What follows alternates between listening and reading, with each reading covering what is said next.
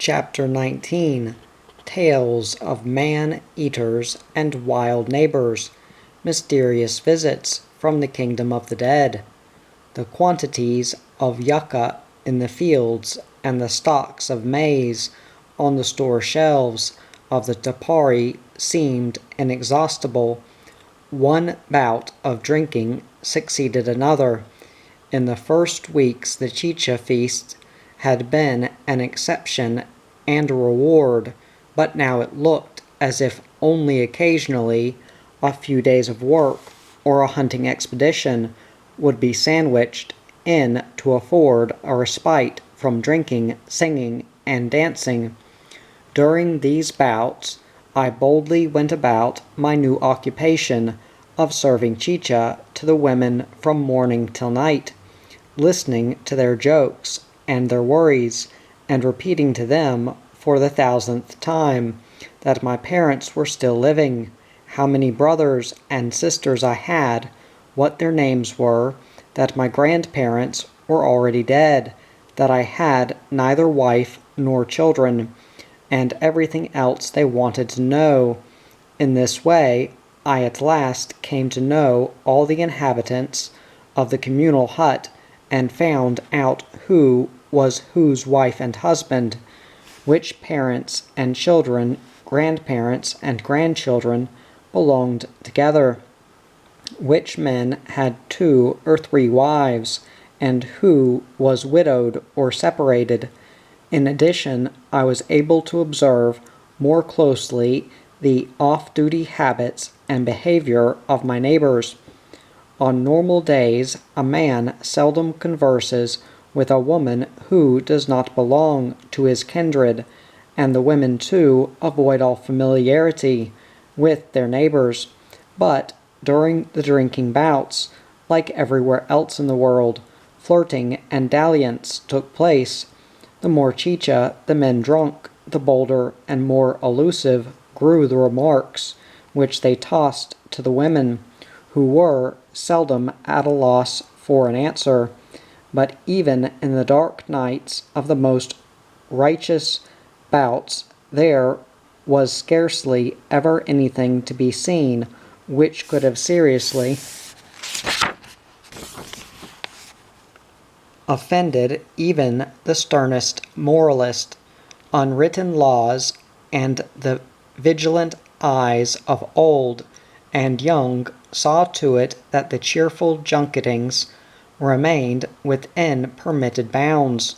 The married people kept a good eye on their better halves.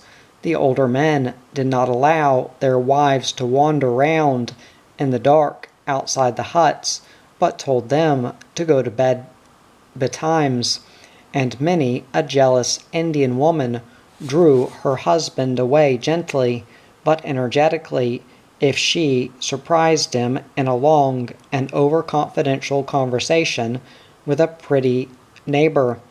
Even Tonga, the cousin of the chief, considered it fitting to keep due watch over me and in Baito's children. Conquad and Kabatoa she found willing private detectives.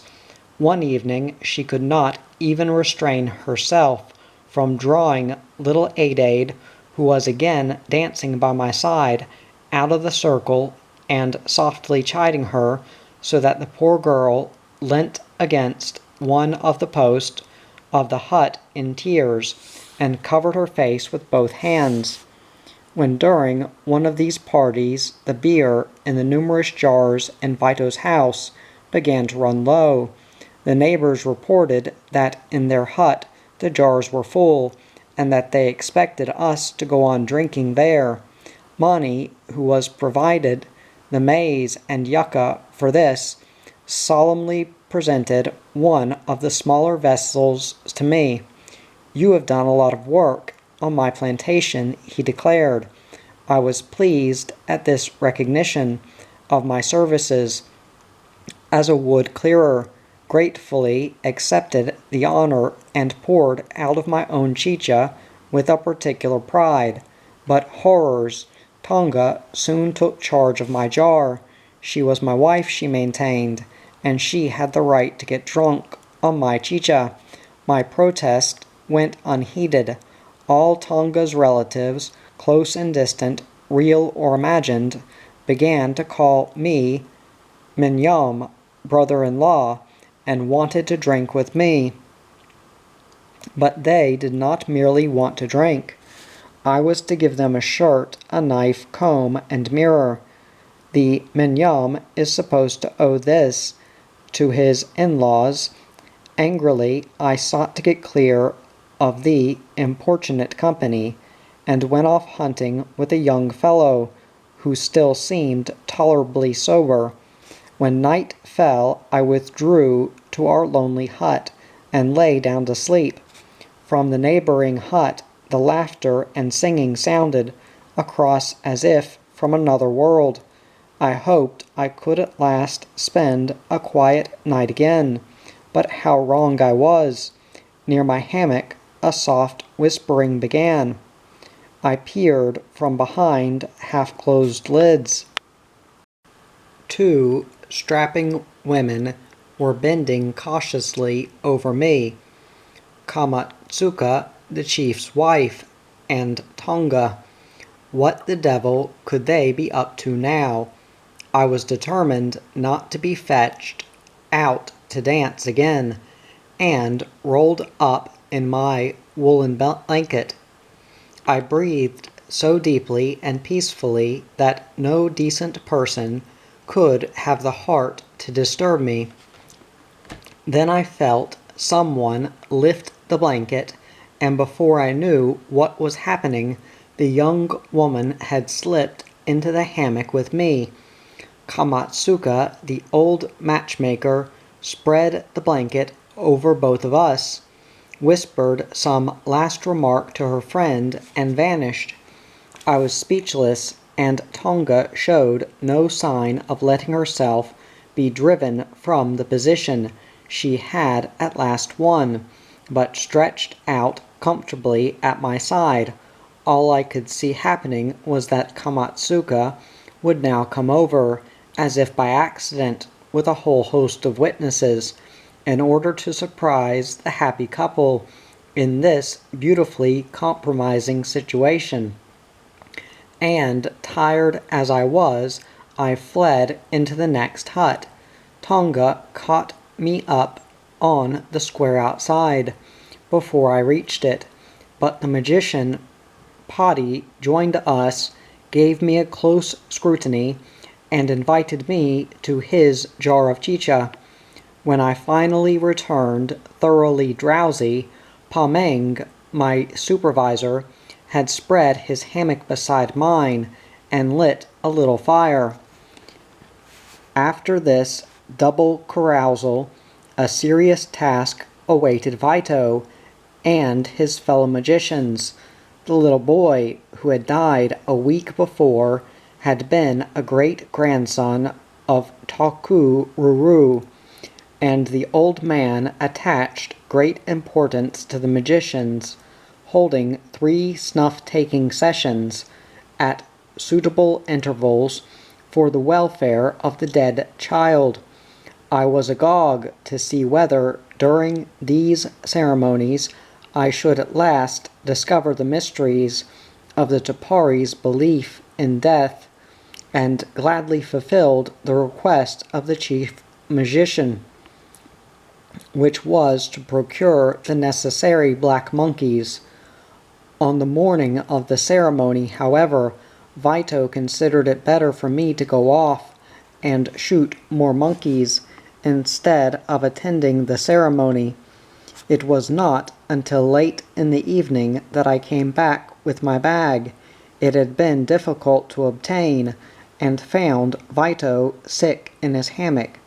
During the snuff-taking session, he had suddenly been seized by stomach ache.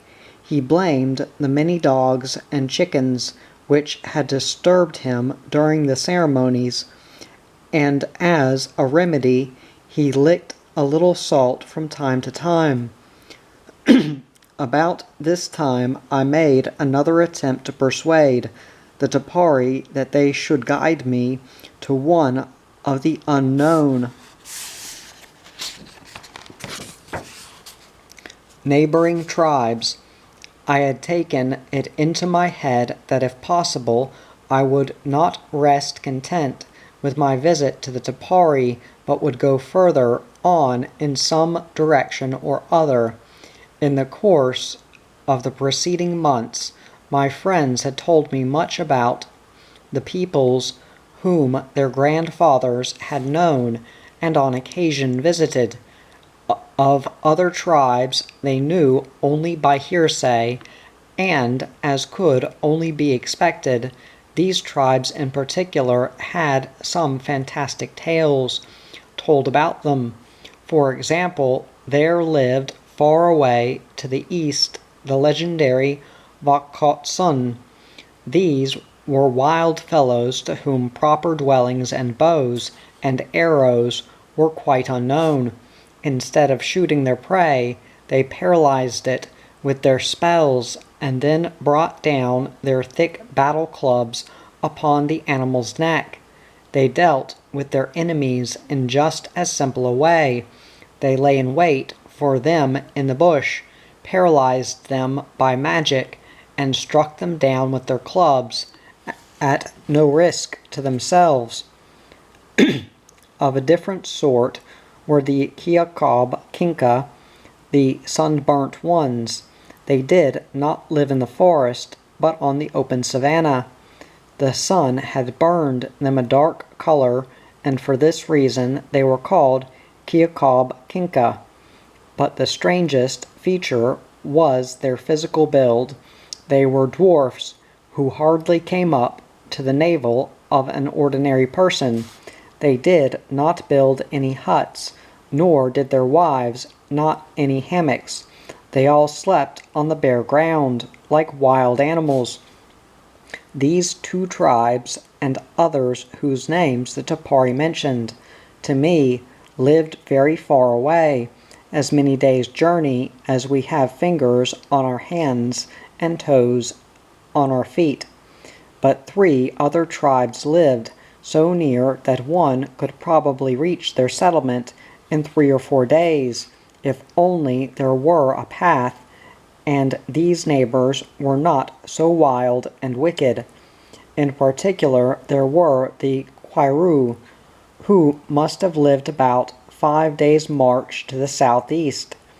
At first, the Tupari had always described these neighbors as very bad people, who were accustomed to kill their enemies with thick, handy clubs and then eat them. Moreover, they could only be reached, it was said, after toilsomely scaling high mountains and crossing dangerous rivers. But in course of time, by dint of patient inquiries and keeping my ears open, I got a more exact picture. As recently as in the previous generation, the 2 tribes had had friendly dealings. The Kwairu were not numerous and lived in some half-dozen huts scattered in the forest.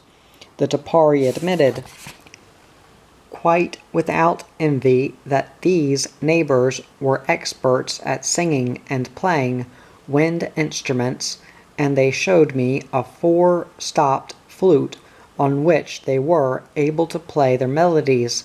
The Tupari had also learned this art at the time, but today had almost forgotten it again.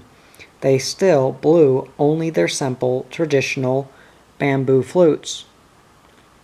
In addition, the Kwairu made of palm nut beads and shells many kinds of ornaments, which the Tupari obtained by barter, and also learned to make for themselves, and thus their good understanding with these capable neighbors had been really instructive and profitable, and they trusted them so well that they even took their wives and children on their visits to them. None of this had happened in the grey mists of antiquity. Quite the contrary. Several of the oldest members of the tribe, Valete, Tokururu, the magician Luayo, and Pekirkrik's mother, had themselves as children seen the Kwairu's Maloka. Anyi, the aged grandmother of Vito, had in her youth even been married to a Kwaru chief, but one day her small child died, and she returned to her family. But not everything that I heard of this distant little tribe was as edifying. The Tupari maintained stubbornly that the Kwaru were accustomed to kill their enemies and even members of their own tribe, and to eat them. At this pursuit, they said the old chiefs and the magicians were especially prominent, for being no longer able to go out hunting apes, they took any suitable opportunity of dispatching orphan children, large and small, and roasting their tender flesh on the grid. For a long time I was very dubious about why the Tupari had broken off contact with their former friends, and had completely lost touch with them. Vito, as a good Indian, always tried to fasten the blame on to the others, and according to his account, the estrangement had come about in this way.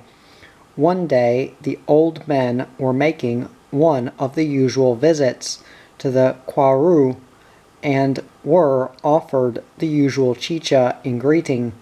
When the turn of Vito's grandfather came, and he raised the gourd to his lips, a Kwaru struck him on the neck from behind with his battle club.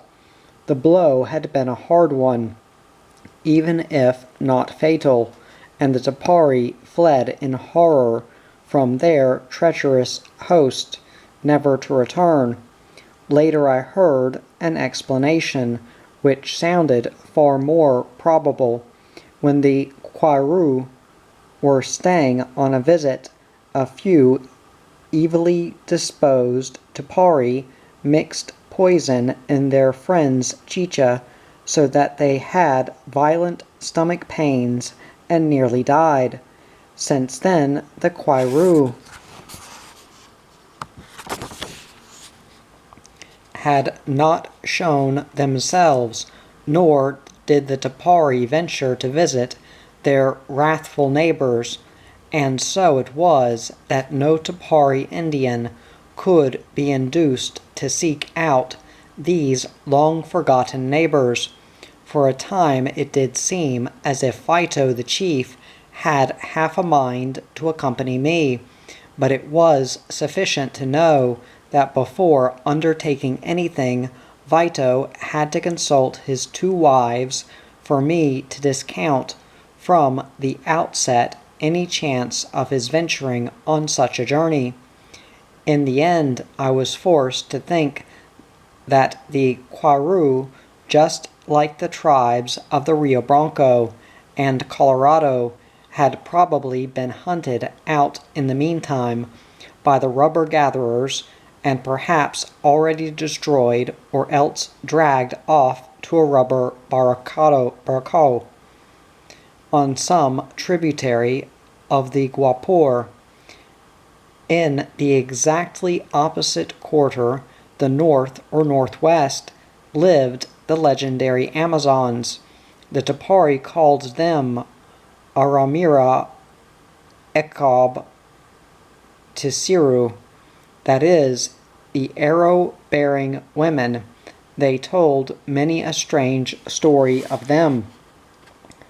The Aramira do not live far from here, perhaps 3, 4, 5 days.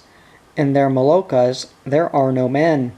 The women live alone and build their own huts, fell the timber on their clearings, and till the soil. They also go out hunting alone with bow and arrows, and shoot apes and other animals. Only when they have brewed chicha do the men come and drink and dance and sleep with them. Otherwise the men live a long way off, and have their own village. The boys stay with their mothers only for so long, as they are being suckled. As soon as they can walk, they go to the men's huts. Only the girls are brought up by the mothers. Our fathers and grandfathers and we ourselves have never seen the arrow-bearing women. The Yabuti, our neighbors, once went to visit them. They wanted to know where these women lived and how they worked and hunted. A party of Yabuti hunters found the village, and the women received them hospitably. They brewed much chicha, danced and sang with them, and also slept with them. But in the morning the men came from their distant hut, saw the strange visitors with the women, and grew very angry. They fired at them with their arrows, and only a few of the Yabuti escaped alive. Now the Yabuti no longer go to the arrow-bearing women. Of course, all this sounded very much like a legend, but what was a fact was that a few Tupari out hunting in the direction of the fabled Amazons had seen 2 burnt-out huts, and also some cooking grids, even if these did not belong to the warrior women. It was nonetheless very possible that within striking distance there lived another tribe which had so far escaped the attention of the civilized world. But every time I tried to encourage the most active and enterprising of the Tupari to take part in a small reconnaissance, I ran up against obstinate refusals and vague excuses. What do you want with arrow-bearing women? Aren't there women enough here? Things were even worse as far as the east and northeast were concerned. There lived the Humno, a numerous tribe, whose name one only needed to mention to strike terror into the bravest of the Tupari. Again and again they told of the atrocities of these wild men, and the danger from the east seemed by no means laid, for the Humno lived, or so they said, only about 3 days' journey away, and their hunting tracks almost crossed those of the Tupari. None of those living had personally seen a Humno, not even Vito, but these evil neighbors had killed many of their fathers and grandfathers, and had only withdrawn when the grandfather of Kurumi's wife succeeded in shooting an arrow between the ribs of one of their chiefs. If one could believe the unanimous testimony of the Tupari, the Humno did indeed have some very uncongenial habits. They crept stealthily up to neighboring tribes, shot down from ambush solitary hunters and women looking for firewood, cut off their heads with a savage roar, took them home and cooked them together with yuccas and groundnuts in order to eat them with their wives and children. I scarcely need say that no Tupari could have been induced for anything in the world to take one step beyond his accustomed hunting paths in that direction, and so at last I gave up the attempt, at least for the time being, to see my name immortalized in the gallery of discoverers of unknown peoples, and comforted myself with the thought that the first visitor to an unknown tribe can usually in any case learn only little on account of the natural shyness and mistrust on the part of these children of nature. And, on the other hand, we forget much too easily that with apparently well-known races, surprising new features often reveal themselves if an attentive observer has patience and good fortune. To be sure, I began to doubt whether this fortune accompanied me with the Tupari Indians, and my patience, already fully tried in many situations, was slowly threatening to run out. It would soon be 4 months since my meeting with the TUPARI, and for 3 of them I had not seen a white man. To begin with, life in the communal hut of the TUPARI had been really entertaining, but then it became a habit, and gradually a bore. It was still impossible to foresee when my knowledge of the language would allow me to fathom the most intimate thoughts of these Indians. And what galled me particularly was the complete helplessness with which I stood at the locked doors of their spirit-peopled heaven and their realm of the dead. There was much else besides, which slowly grew intolerable.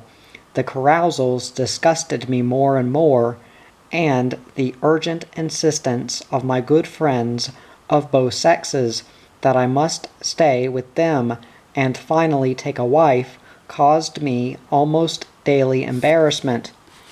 So far I had been able to escape extreme boredom in the most enjoyable way possible by frequent hunting trips.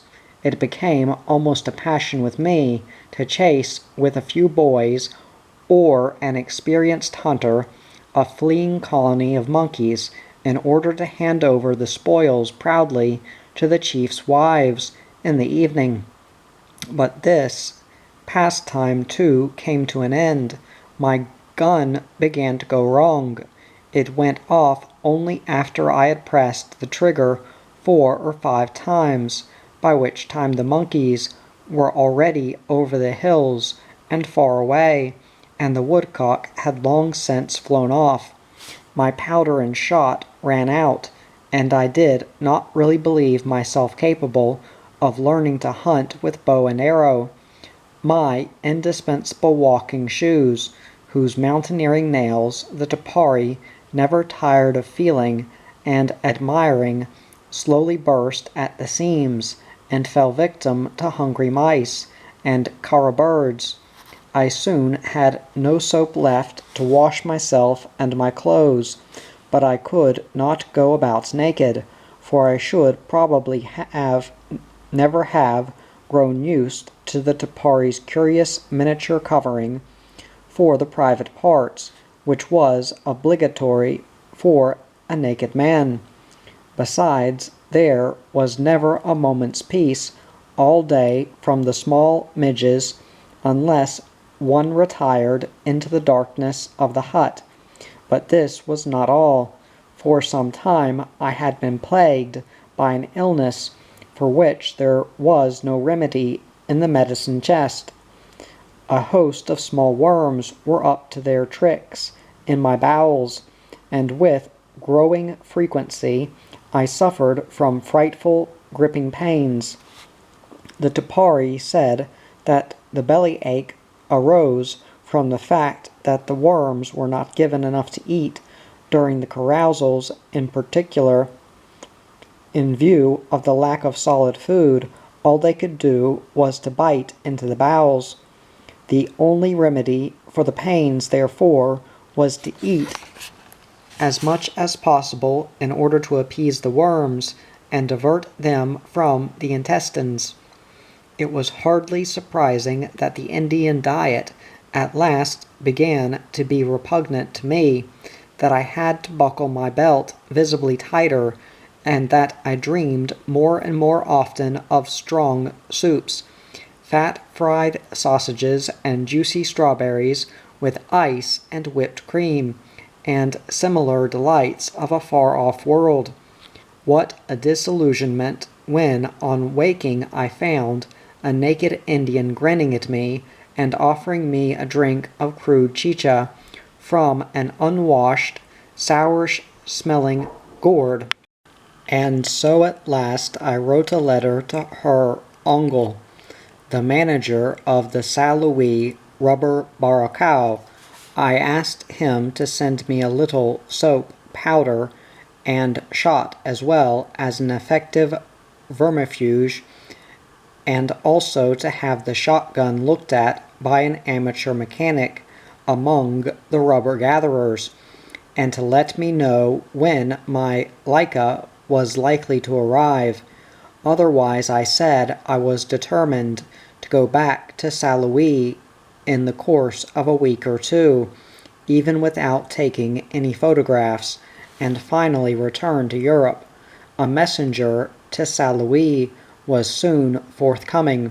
Kurumi, that much-traveled man, was prepared to set off on his travels with a few other young fellows, 8 days on foot to the nearest shop to buy some soap and ammunition, and 8 days back again through the wilderness, a journey of perhaps 250 miles. But there was no hurry about the trip. Kurumi decided first the young men would have to help plant the various fields with yuccas, and then they wanted to have at least one carousal. The chief was satisfied with the clearing we had done, and which had entailed so much hard work.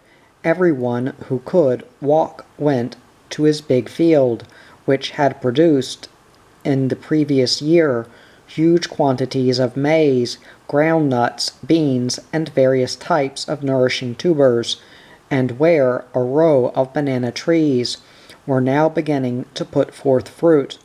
The women had first fetched yucca plants from the old field in their string bags. These plants were now cut up and placed in pairs in the holes, which the men scratched in the ground with long sticks, for the Tupari had never yet seen a fork, far less a plow. Only 2 or 3 of them had got an old mattock from the whites, or had helped themselves to one. Almost the whole day long we planted yucca. In the evening the young magician Patti invited me to a small meal of fish and a bowl of chicha. The sun had already gone down, and from behind the edge of the wood the full moon was rising. On the space outside the huts the women and girls danced and sang. We went outside the hut and watched the dancers. Then Patti pointed up at the moon and said, "Perpa toto karam pod bamawa." The moon is an old grandfather and a magician, but of the sun he said that she was an old woman and likewise a powerful sorceress. Didn't I feel how she gave warmth during the day? The stars too were people, he went on, and gave me the names of some of them. He even was able to tell me, talking of a star which stood high in the zenith, that it had particularly long legs, and that Amarava, our long-legged fellow tribesman, was his son. That star, called Varovaro Kobaton, had come down during the night and got Amarava's mother with child, and that was why her son had been blessed with such long legs. Then Patti passed his hand over my beard. My father also had a beard like that, he said. My father was a great magician and a very wild man. I took this opportunity of following up a rumor which had exercised my mind from some time. "Is it true that your father killed and ate people?" I asked, interrupting Patti in the most casual tone possible. And the young magician began to tell me the story. Amarkora, that was his father's name, had indeed killed and roasted a woman when a young man. It had happened in this way. A woman from the neighboring tribe of the Vayoro had the bad habit of always abusing the Tupari, saying that they didn't work and that That was why they never had a thing to their name. One day Amakore found a favorable opportunity of stopping this slanderous tongue. He clubbed the woman to death and cut her up in true huntsman's fashion. The head and entrails he threw into the forest, but he and his companions loaded the flesh onto their backs and carried it home.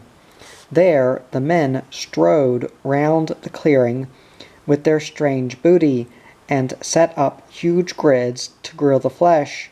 Next morning the magicians held a great snuff-taking ceremony, and the women mixed up a beverage of water and pepper husks, for they had no maize or yucca left to brew chicha. All night long they sang and danced, and on the third day the meat was finally cooked right through. Amakore distributed it to the men and women, and they all ate their fill and drank the pepper water with it. Did you eat any of the woman's flesh? No, I was not yet born. Those who were present are all dead now. I wonder what it tasted like. Have you never eaten human flesh? Potty looked inquiringly at me. The old men said it tasted very good, just like the flesh of the black apes. Torobe's father also killed and ate people. He was a chief, but not a magician. He has been dead a long time now, but when he was young, he was a very wild man. He killed a fellow tribesman, roasted him, and ate him. It was the rainy season, and the forest was damp, and he did not care to go hunting. Then he killed the wife too, and ate her, and finally her child. When the rainy season was over, he had eaten all three, but the TUPARI who are alive today no longer do that. They are all good people. I had had my fill of cannibalism, and I asked Potty about the magic ceremony, which was announced the following day. Ne ampa ka, shall we take snuff tomorrow? Aman ha tobacco, confirmed Potty, and then he added that on the next day Vito, the head magician, would draw from the ground a kurumi pakinino, a little mannequin, shape its features, and then send it off to heaven. Potty was silent for a while. Leaning on his espada, he stood there grave and thoughtful, and then he raised his hand and pointed to the southeast. Far away, over there, he said solemnly, is a great water, and there is a big village. There live the TUPARI who have died, the Pabid. No one can see them. Only the magicians visit the Pabid in their dreams. And on the next day, concluded the young magician, Vito would charm a Pabid through the air into our Maloka. So those were the souls of the dead, the Pabid. At last the key word had been let fall, which might perhaps procure me admission into the realm of the TUPARI religion, and lighten the darkness which up to then had surrounded these souls of the dead, and an unsuspected world of ghosts and goblins. On the next morning old Tokururu prepared everything for the session. 2 of the magicians were out hunting, but that did not disturb the course of the ceremony. Vito and Potty managed it alone, and 2 laymen assisted in blowing the snuff into the nostrils of the magicians and adepts. Among the magic equipment which lay on and under the little ceremonial table, I was struck by a strange thing that I had never seen before. a rattle made from outer shell of a Brazil nut scarcely the size of a fist, with a thin handle passing through it. Vito readily explained to me the function of this instrument. When he shook it during certain rites, the dead came floating through the air out of their realm and gathered in the hut. But on this day it served another purpose. Toku Ruru's great-grandchild, the little child which had died, had to be charmed out of the ground, said Vito, and that was obviously not possible without repeated rattling and other incantations which went on for hours. The very next day further magic ceremonies followed. The Pabed, the souls of the dead from the distant village, were to come and be received and entertained in our hut. The magic rattle lay ready together with the other accessories, and beside it Unun, the father of the little dead child, placed 3 pots of various kinds of food. The men, among them the great-grandfather of the dead child, assembled each with his little stool, and the magicians sat down, as usual, close to the door.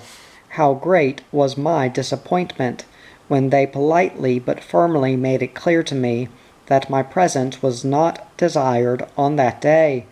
I might possibly disturb the progress of the important ceremony. It seemed to me imprudent to argue. Young Tecito took me into the forest. He had discovered a nest of bees and wanted to remove it. Against my will, I went off with the lad, and while we felled the tree, hacked out the bee's nest, and finally sucked the delicious honey, I still thought of the magicians, who were, in the meantime, receiving a visit from the realms of the dead back at home. But there was a surprise in store for me on the way back. On the bank of the stream stood a young man in shirt and trousers. He was chatting with a few men and women who were washing or drawing water. My companions involuntarily stopped dead. Tarupa, a stranger, they whispered to each other. Only then did they recognize the newcomer. It was their fellow tribesman, Idam. He had already been working for a few years in Salawi, and the whites called him Joao Tupari, Tupari Jacques. This was the first stranger that I had met for months, and apart from good evening, Boatard, I could not for the moment think of anything to say to him. He found his tongue more quickly. Ongle had sent him here as messenger, and the young man assured me again and again that he had carried the letters and the camera, too, on his back with the greatest of care.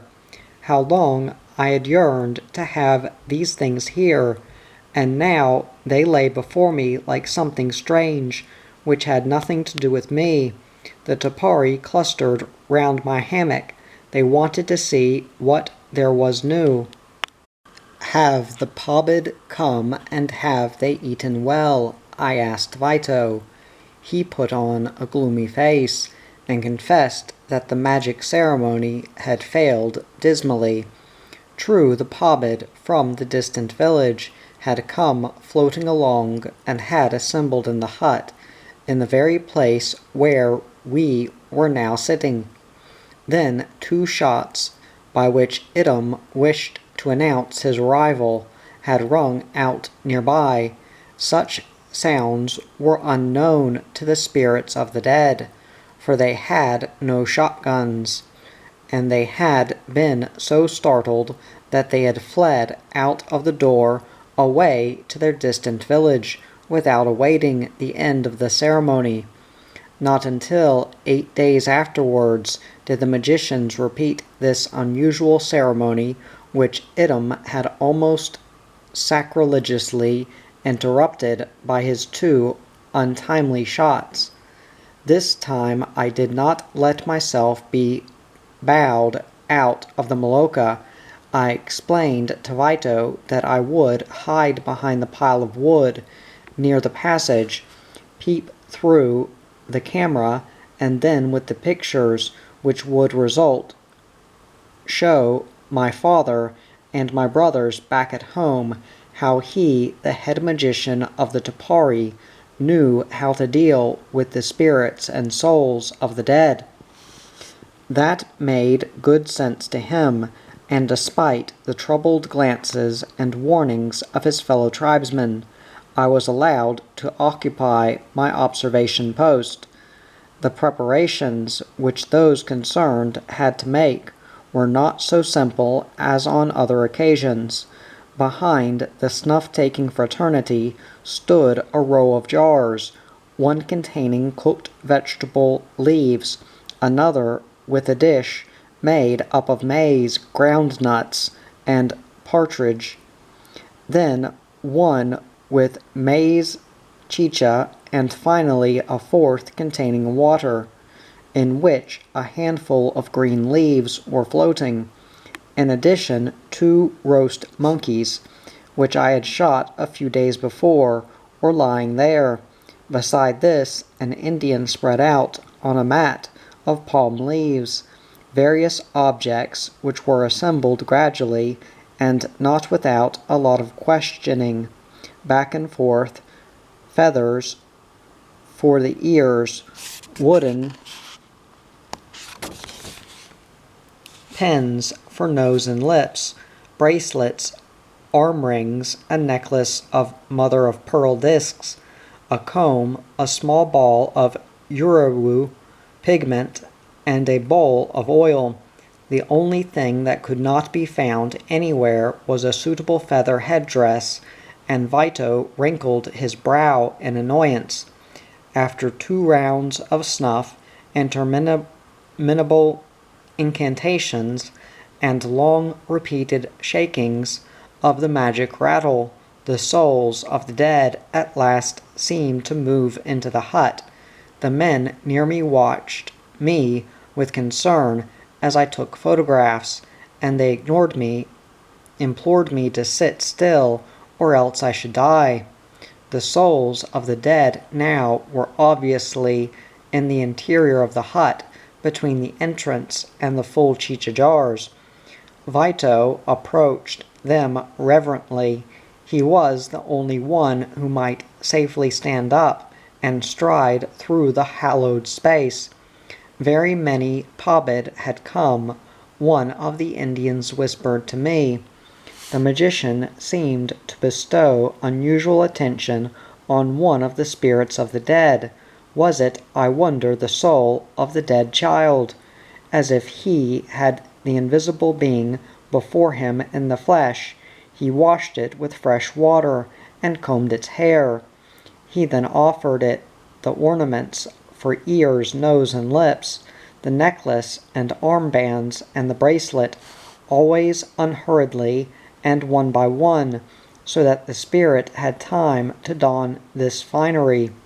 Finally, he anointed the invisible being with the oil.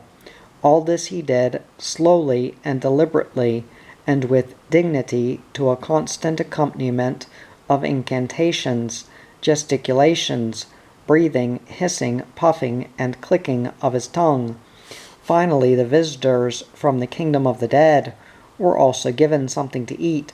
Vito took out a little of each dish with his fingers and very patiently stretched it out to the invisible beings. He also drew off some of the chicha with the tiny gourd ladle into a bowl and offered it to the mysterious guest to drink. Only the monkeys were not offered to them. These were in any case too tough for the pabid, one of the men explained to me. Finally, the spirits were released. Vito accompanied them to the doorway with arms upraised, and as he did so sang a little song in an undertone. Scarcely had the pabid vanished than the Indians began to carry out hasty eating. and swallowing motions, and to whirl their hands round in the air. Nor was I allowed to sit there idle, but had to lay my camera aside for a moment and join in. "We are eating the breath of the Papid," whispered Taku-Ruru. The head magician sat exhausted on his stool, but his work was not yet finished. He still had to offer the apes and other dishes to some spirits or other who lingered in front of the doorway. They also received some chicha, which Vito held out to them for probably a quarter of an hour. Not until about 5 hours had passed was the ceremony over. The weary magicians and their adepts could at last take a refreshing bath and do justice to the copious supply of chicha which awaited them in the great curved jars. Idem, alias Joao Tupari, had meanwhile taken up his quarters in Quarume's hut, near the quarters of his widowed mother and his sister, one of the 2 wives of the magician Patti. I had expected a lot from his presence here. Idem understood Portuguese well, and I had imagined that he would make a useful interpreter, and be able to explain much which had remained a mystery to me about the customs, traditions, and magic rites of his tribe. But my hopes soon vanished. Idem revealed himself a model of narrow-mindedness, yet despite this, or perhaps because of it, he proudly called himself a civilicado. He considered himself infinitely superior to his naked and ignorant fellow tribesmen. On principle, he always addressed them in his broken Portuguese, not only the men, but also the women and children, simply because he knew that they would not understand a word of it, but they were meant to take notice what a devil of a fellow he had become in the great world outside, and he displayed manners which plainly proved his civilization. If, for example, he ate a banana, he threw the skin on to the floor in the middle of the hut. He would then order one of the boys who were staring with wide-open eyes at their elegant uncle to pick it up and take it out of the hut. If someone obligingly brought him a stool, then he looked pityingly at the handsome carved work, and sent for one of his shirts in order to keep his distinguished trouser seat from contact with so common a piece of furniture. In addition, he spat right and left, worse than a tobacco-chewing Italian, and stared at the women of his tribe, not as if he had grown up with them, but as if he were seeing a naked woman for the first time in his life, and so he seemed ever anxious to ape the manners of the rubber-gatherers. Indeed, he conducted himself more crudely and boorishly than ever the coarsest of them. To show such a gentleman anything at which he would not have turned up his nose in derision was not easy, but when one evening I turned on the radio, he squatted there speechless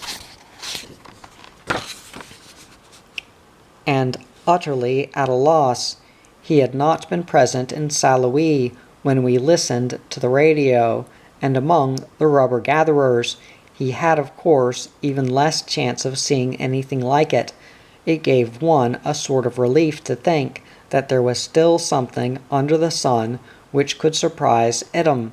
There was one very good reason why I too had cause for surprise, namely that the battery was still working after 5 months, but I also knew that this would be the swan song of my zenith for a good while to come, for I had already had to warm up the battery on the grid, beside a roasting sapajou, to coax from it its last tiny drop of vital current. Even when I was in St. Louis, I had heard that Idem intended to make a trip to his tribe to find a wife, and during the first carousal it became plain on which girl his eyes had lighted. Ninkiab, the young daughter of the neighboring chief, Quarume, was his inseparable companion as he moved through the festive huts. He chatted, drank, and dallied with her. I asked Kurumi whether Idum really would become his brother-in-law. His only answer was a grimace, and he surprised me by at last deciding to set off with his companions to make my purchases in Salui. He also wanted to see whether the axes and bush knives which the people in the Barakau owed the TUPARI had arrived. For the time being, Idum did not return to the Barakau. First, he wanted to settle his affair of the heart, and he seemed to make rapid progress. After only a few days, I saw his hammock spread near where the father of his betrothed slept, though still a few paces away from the sleeping place of his future wife. But the course of Idum's young love ran very far from smoothly. Scarcely was the cheech about over than the energetic father of his bride-to-be took him out on to his extensive plantation and made him weed in the fierce sun and clear the bushes which grew in such profusion. Little was left of the elegant dandy, nor did Kwarume have any hesitation about giving his future son-in-law a good dressing down on one very important score. The young man had come along from the Barakau to pay court to his daughter, and had not brought so much as an axe head or a new bush knife to pay for her.